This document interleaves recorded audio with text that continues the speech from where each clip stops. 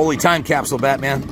Feast your eyes on this classic Kawasaki KD100. Extremely rare survivor. Survived the Ides of time mainly because it was owned by a little girl named Ashley who didn't ride it very much. And it still has, in fact, her dad, when she gave it to her as a Christmas present, put her name on the gas tank, so we figured we'd leave it on there. But just unheard of. If Junior owned this thing, how long would something like this last when you were 10 years old? A couple months. He would have absolutely freaking destroyed it, as I did with my Yamaha GT80. We ruined that thing in 3 years. This one here is in remarkably original in mint condition, but we did quite a bit of work to it. The thing's 50 years old, so we had the mechanic himself, probably overqualified for the job, but he volunteered. He wanted to work on this thing. So the mechanic went right through the engine. But what are your thoughts after riding it? This thing's a total delight. The power curve is it's really good. The pickup down low is great, and it just torques out of the corners. And no, I mean, the motor's super tight, very little vibration, and it pulls super strong. I was impressed with it. Yeah, guys, it's that rotary two-stroke from Kawasaki. These things always ran great, but yeah, this thing's got a lot of life left in her for sure. Thanks. Yeah, they made a street legal version of this too, called the KE. The main difference was the KE had headlights on it, tail lights, turn signals, and everything. And frankly, to find one of those in this condition is like absolutely unheard of, because the first thing us kids would do would be crash it and mess up all the lights, and then Dad would take them all off. Next thing you know, it looked like a KD100. But this is the actual original KD100M. Original paint on the tank, which is absolutely freaking remarkable that it looks this good 50 years later. And there's no dents in the tank, which is unheard of. Why? Because most of us boys would smash this. Ashley, on the other hand, puttered around a grassy back lawn with this thing. So since it was 50 years old, the mechanic went right through the whole thing, took the tank off, bicarbonate sodium blasted the inside of the gas tank, rebuilt the carburetor, which is inside the engine case cover right here, because it's a rotary valve induction. Rebuilt the carburetor, put a brand new fuel petcock on it, new fuel lines with a fuel filter, so the whole fuel system's completely rebuilt. And he took the entire engine part, took the head off of it, took the cylinder off of it, and honed and mic'd the cylinder and the piston. Everything was within tolerances, so he just cleaned it up, honed the cylinder, decarbonized the head, put a brand new base gasket, brand new head gasket, brand new spark plug cap, and a new spark plug, and reassembled it with all the original components because it wasn't worn out, which is absolutely freaking remarkable.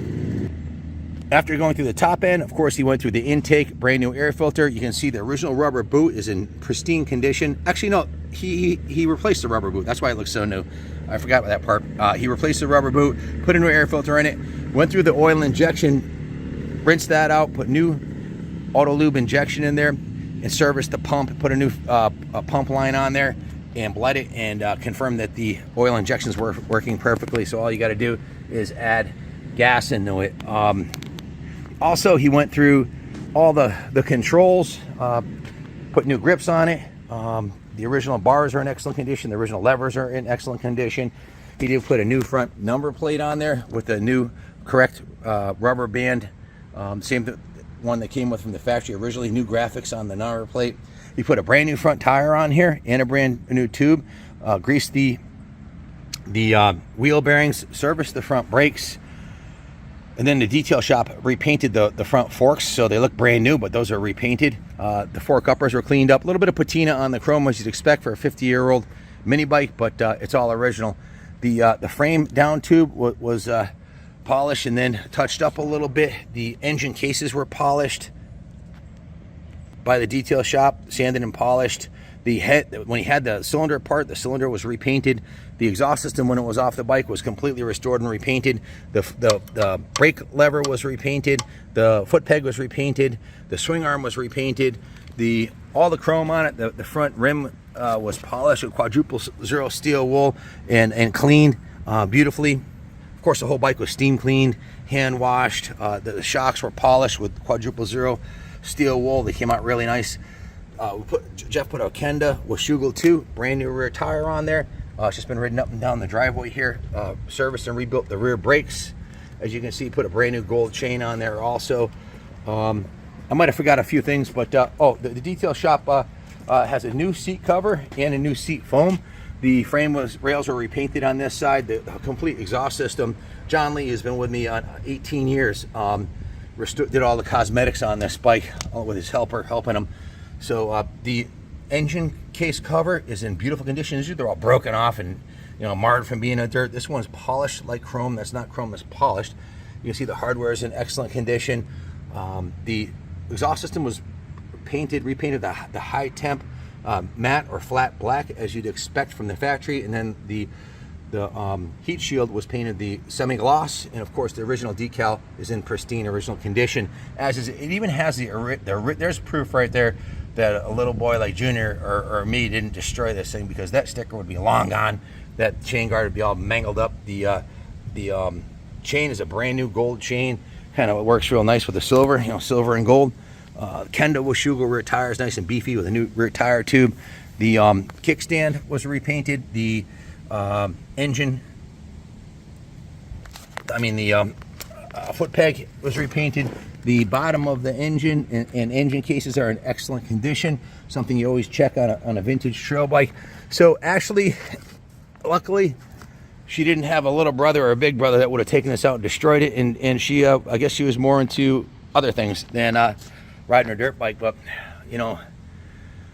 we very rarely get these in. You very rarely even see these KD100s. If you had one when you were a kid and you've ever thought about getting another one, well, to find one in good condition that's worthy of doing a full preservation service like we did on this one are few and far between. This one's been done. It's tuned perfectly. The original switch gear is intact on it. It's just unheard of to find one in this shape. So that's the good news. The bad news is I have a work order with 21 hours labor. We bill out at $150 an hour. So between the parts and labor, we've got a substantial investment into it, plus the original cost of a diamond like this. So yeah, good luck finding a nicer original paint classic like this. There's not many of these out there. We purchased 7 classic Kawasaki minis, 90, a couple 100, so a couple 125s. I think a 175 also from the collector who had these, and this was the easiest one to redo because, well, it really didn't get that much use. So definitely a cool piece. Junior likes it. I like it. If you have any questions about it, give us a call, 860-454-7024. We can ship this anywhere in the country for you. We also can finance this, believe it or not, through Freedom Road, any vintage or classic motorcycle. They will finance for us. So give us a call. Thanks for watching, and God bless America.